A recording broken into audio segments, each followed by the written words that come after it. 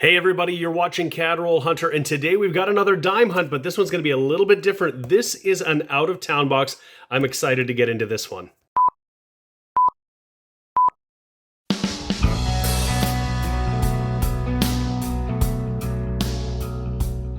Hey everybody, this is James, and you're watching my channel, Cadroll Hunter, and that's right, I've got another box of dimes here.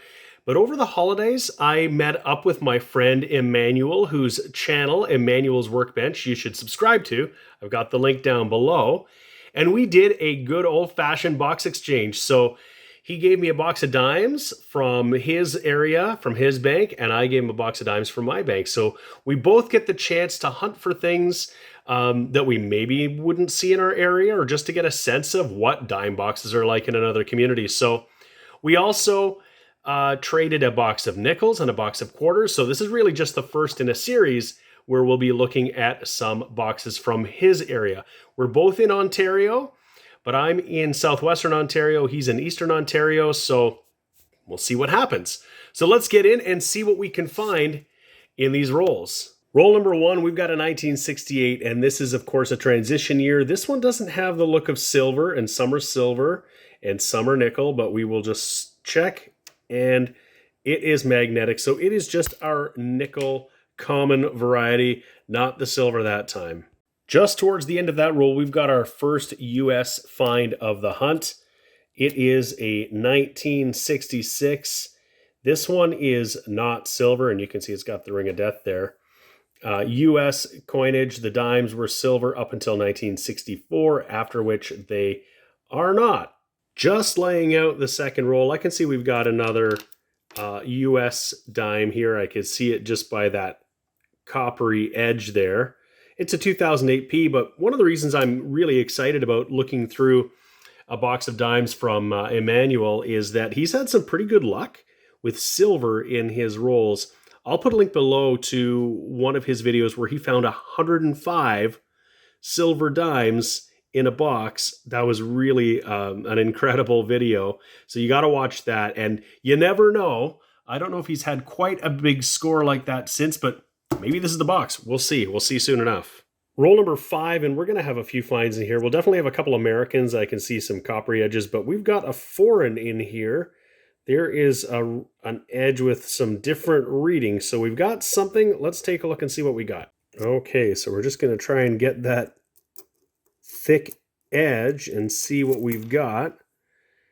And this one also has Elizabeth 1990, and it is 5 pence. So different edge than we would normally see on Canadian coins. You can see the reading is very different, but about the same size. So our first foreign outside of our US ones, and we've got a couple more US in here. I'm not going to bring you in for all of the American ones because I know Emanuel gets lots in his boxes. We're probably going to see a whole bunch here, but that's a cool find for sure. We're into roll number 7, and I've got a 1980 under the scope. And what, of course, I'm looking for is the wide date versus the narrow date, the wide date being the common one.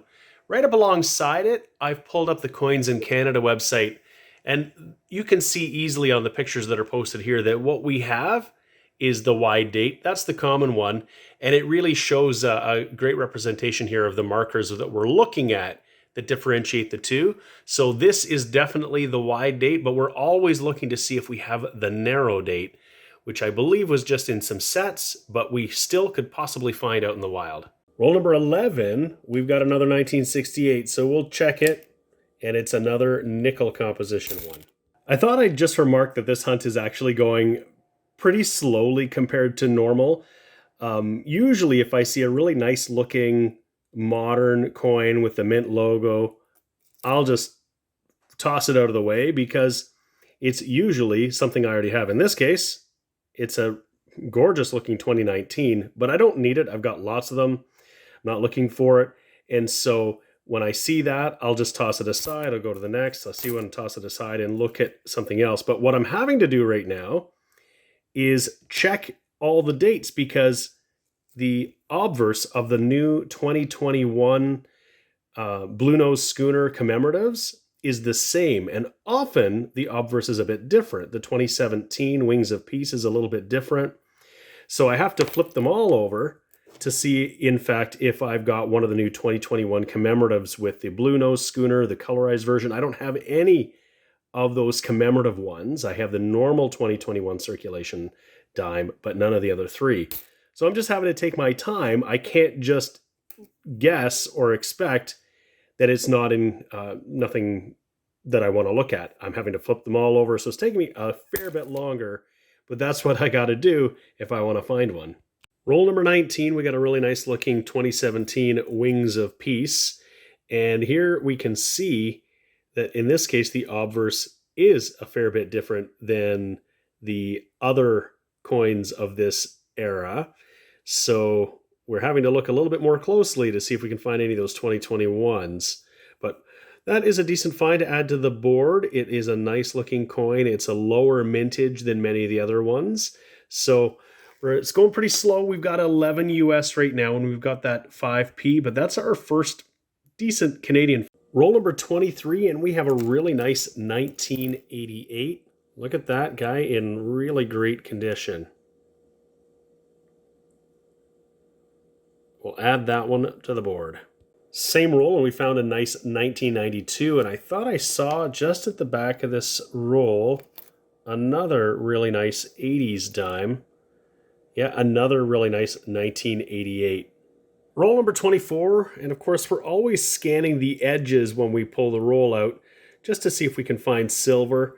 It usually looks quite a bit different than the normal dimes. What I can see here, I don't see any silver, is we're going to at least have 3 more Americans, and that's par for the course here in Canada. But we're always looking to see if we can find that silvery edge. We'll keep looking. Same roll. I found a 1969 and I've put it under the scope. This is the common small date variety, but there is a very rare large date variety that would have these block numbers very much like the 1968 I found here. Found this one in the same roll. I checked it. It's not silver. But that's what I'm also looking for. If we find any 1969s that have a date that look much like this, it would be very rare and very valuable. Last coin of roll number 26, and we've got a 1973 that is in really nice shape. It's got a few little dings, but basically very little wear. I find these mid-70s and particularly up to about 81 or 82 have a fairly weak strike, and that appears to be the case here, but the coin is actually in really good shape. Roll number 33, just bringing you in because I got another US dime. This one is a 2016 Philadelphia. This is actually our 22nd of the hunt, so we're getting a fair number of those, which is not at all surprising. But we haven't found any silver, we haven't found any varieties. We got a few more rolls to go here, so hopefully this box will warm up to us. Roll number 38, we've got one lone machine-wrapped roll, and these look nice and shiny, and it looks like that's a 2019. So this could be our best bet for getting anything colorized from 2021. This could also just be a roll of 2019s in BU shape. I just don't know. So we're going to get in here and see what this is. I did find another roll in the box that was mostly 2019s, but it was in a plastic wrapper, so it might have been a roll of these that had been previously opened. So we'll crack into this and we'll see what this is all about. All right, well, that kind of spilled all over the places I got it open, but as I thought it might be, this is a full roll of 2019 uncirculated coins. I'll probably just take a couple. Like, they're just gorgeous if you look at those, of course, as you would expect in an uncirculated roll. I'll probably grab a couple and add them to my collection. They look to be pretty flawless, but the rest are going back out there. Roll number 40, and we've got another 1968 to test. So we got our handy dandy little magnet, and not silver. Roll number 45, we have another American dime. It looks to be a 1996 out of Denver. I only mention it because this is actually the 30th US dime of the hunt, and there's another one in this roll a little further back, so we'll be at 31. Roll 47, we've got an older dime here with Elizabeth wearing the tiara. It does have some circulation wear, and it's a 1968. You can see how weak a strike that is, but we'll just check it and see if it is silver. And once again, it is not.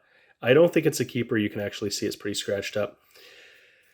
We're getting down to it, just a few more rolls here. No silver yet. We're still looking for a big find. Roll number 50, a quick edge check tells me that we're not going to find silver in this box. I can see one edge here, copper edge. We're going to find one more American. That'll be our 33rd or 34th foreign of the box. And so we'll go through this, see if there's anything here. If not, I'll come back with a box wrap up. Well, we have hunted that box, and a big thanks to Emanuel's Workbench for doing a trade with me. If you're like me and you're watching YouTube videos of coin roll hunting, you're always curious about what you might find if you were hunting a box from another region, another province or state.